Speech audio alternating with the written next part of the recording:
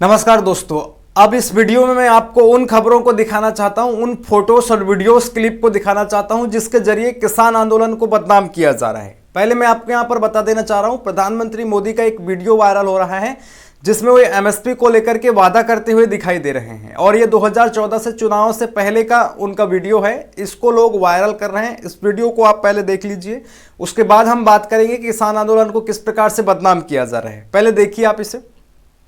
पानी का खर्चा, मजदूरी का खर्चा, बिजली का खर्चा, बीज का खर्चा, खाद का खर्चा, दवाई का खर्चा, जितना भी उसकी लागत लगती है उस लागत के ऊपर उसका 50% प्रॉफिट लिया जाएगा और उसको मिनिमम सपोर्ट प्राइस से खरीदा जाएगा।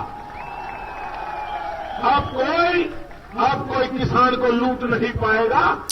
तो सुना आपने, लागत मूल्य पर 50% अधिक जोड़ करके एमएसपी दिया जाएगा। यह बात प्रधानमंत्री मोदी ने चुनाव से पहले की थी, वादा के रूप में उन्होंने किया था। लेकिन अब जब किसानों के वादे पूरे नहीं हुए और उन्होंने अब मांगना शुरू कर दिया एमएसपी, तो धरना प्रदर्शन करना शुरू कर दिया, तो उसको किस प्रकार से बीजेपी और बीजेपी के आईटी सेल के लोग बदनाम कर रहे हैं, इसे मैं आपको दिखाना चाहता हूं। एक व्यक्ति हैं सूर्य प्रताप सिंह, ये पूर्व आईएएस अधिकारी भी रह चुके हैं और अभी ये जो बीजेपी के अंधभक्तों की दौड़ है उसमें फौज में ये अभी नए शामिल हुए हैं। ये कह रहे हैं, दारू का लंगर, दारू पिलाओ, उपद्रव कराओ, भाड़े के टट्टुओं से लगे हाथ, दारू पर भी एमएसपी मांग लो। और ये एक वीडियो और फोटो को शेयर करते हुए ये बात कह रहे हैं। लेकिन मैं आपको यहां पर बता देना चाह रहा हूं, ये जो वीडियो फोटो शेयर किया जा रहा है, ये इसकी सच्चाई कुछ और है। पिछले किसान आंदोलन के समय में भी इस वीडियो को शेयर किया गया था जिसमें कुछ लोग जो हैं दारू बांट रहे हैं और कुछ लोग उस दारू को मांग करके पी रहे हैं। इसमें सच्चाई ये है कि किसान आंदोलन पर मोहम्मद जुबैर का ट्वीट है, इसमें वो लिख रहे हैं, सच्चाई लिख रहे हैं, किसान आंदोलन पर निशाना साधते हुए एक वीडियो शेयर किया जा रहा है।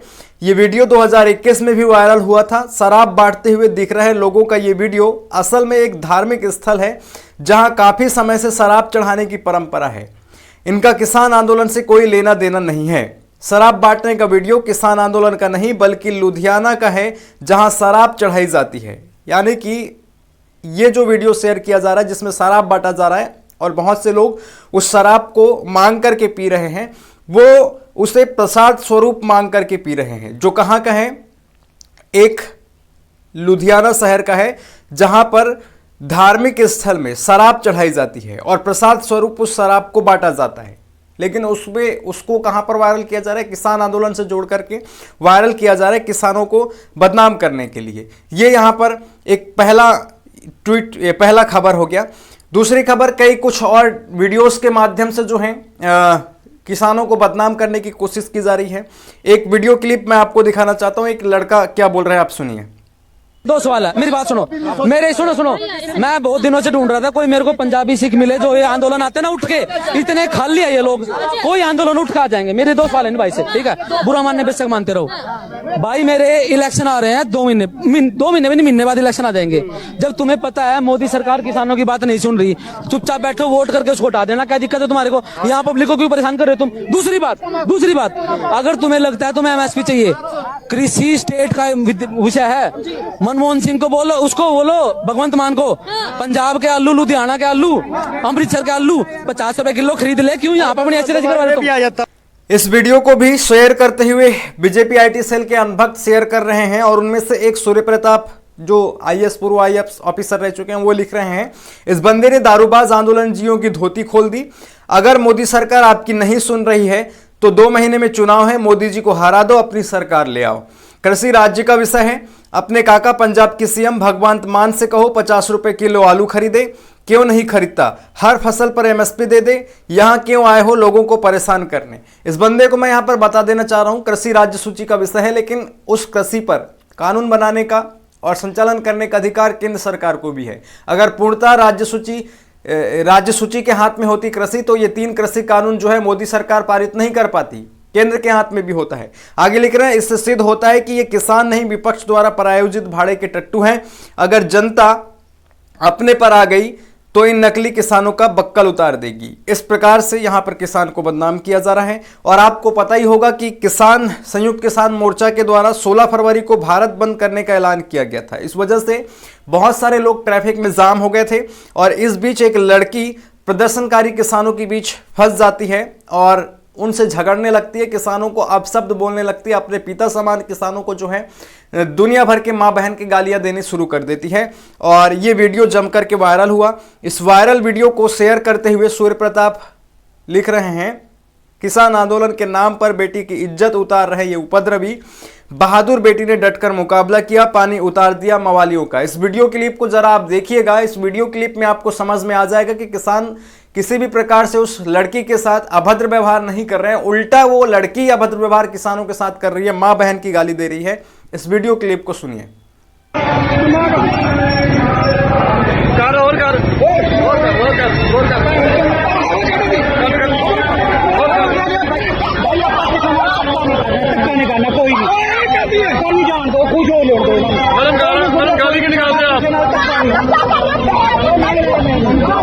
आप गाली कैसे निकाल रहे हैं मैडम? कुछ नहीं करते पुत्र, कुछ नहीं।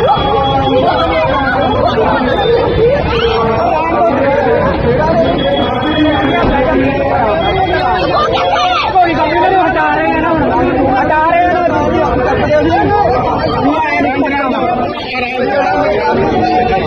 तो इस प्रकार से इस लड़के ने मां बहन की सारी गालियां किसानों को दे दी और ऊपर से धमकाने लग गई। कैमरा निकाल करके वीडियो बनाने की वो बात कर रही थी, लेकिन उसका सबका वीडियो पहले से ही बन रहा था, उसे नहीं पता और ये वीडियो वायरल हो गया। आपको देखना होगा कि किस प्रकार से किसानों के साथ जो है द्वयम दर्जा अपनाया जा रहा है, बदनाम करने की कोशिश की जा रही है। मैं यहां पर किसानों के हर मांगों का, उनके हर क्रियाकलापों का समर्थन नहीं कर रहा हूं, मैं आपको बता देना चाहता हूं। इस किसान आंदोलन के आड़ में कई लोग अपनी राजनीतिक रोटियां सेकने की भी कोशिश करेंगे।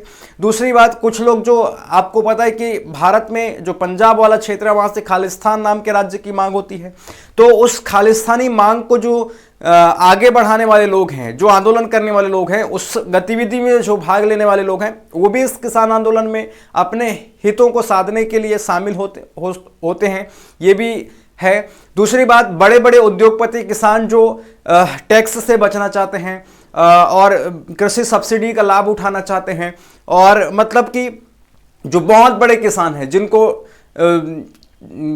टैक्स नहीं देना पड़ता है, जिनको सब्सिडी मिलती है, तो उन सब ने अपना हित साधने के लिए भी इन छोटे किसानों के आंदोलनों को जो है अपना समर्थन देना शुरू कर दिया है।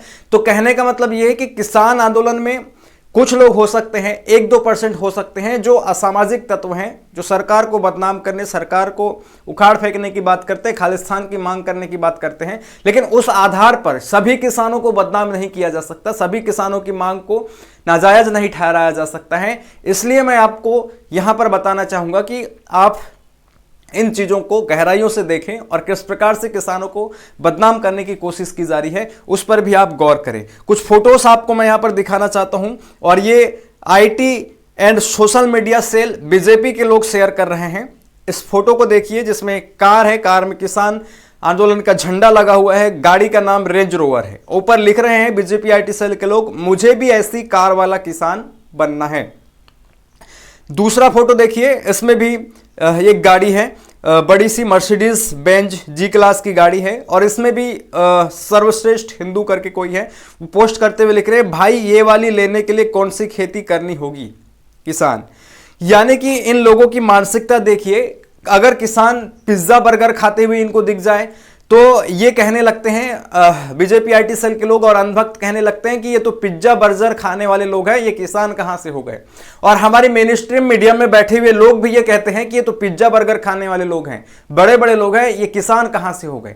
कहने का मतलब है कि किसान अगर बड़ी गाड़ी से घूमे, किसान अगर पिज्जा बर्गर खाए, तो उनको इस कदर देखा जाता है कि इनको खाने के लायक और इन गाड़ियों को चलाने लायक तो औकात हमारे देश के किसानों की होती ही नहीं है, तो फिर वो कैसे पिज्जा बर्गर खा रहे हैं, फिर कैसे कारों में घूम रहे हैं।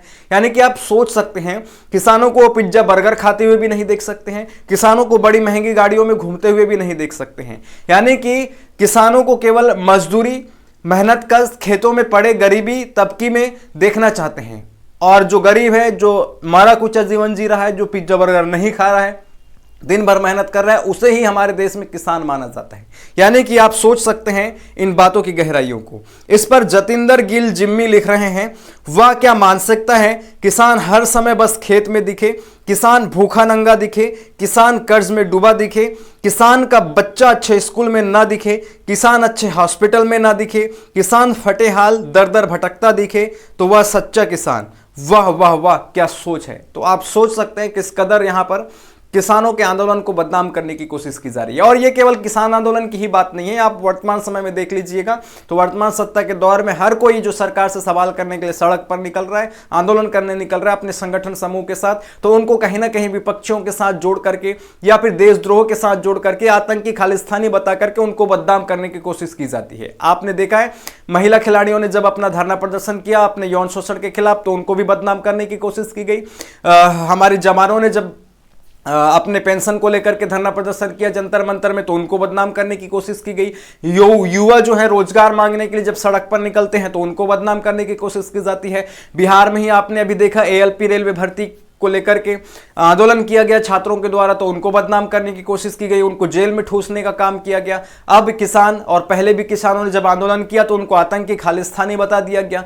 तो इस प्रकार से कहने का मतलब है कि कोई भी, आप भी अगर IT सेल के लोग हैं, बीजेपी के भक्त हैं, आप भी अखंड बीजेपी भक्ति में डूबे हुए हैं, तो भी अगर आपके साथ किसी प्रकार की समस्या आ जाएगी और जब आप सड़क पर निकलेंगे सरकार से अपनी मांगों को मांगने के लिए प्रदर्शन करेंगे, तो आपको भी इसी तरह से ट्रीट किया जाएगा, आपको भी देशद्रोह करार दे दिया जाएगा, जेल में ठूस दिया जाएगा विपक्षियों की तरह। तो आप इस मानसिकता में ना रहें कि हम तो बीजेपी के अंधभक्त हैं, हम तो बीजेपी वाले हैं तो हमारे साथ अच्छा व्यवहार किया जाएगा, ऐसा बिल्कुल भी नहीं है। ठीक है, तो आप थोड़ा सा सतर्क रहिए, सजग रहिए और देश के बारे में सोचिए। इस वीडियो में इतना ही, बने रहिए आप मेरे साथ। YouTube चैनल को सब्सक्राइब करें, Facebook में फॉलो करें और शेयर करें, कमेंट करें। धन्यवाद, जय हिंद।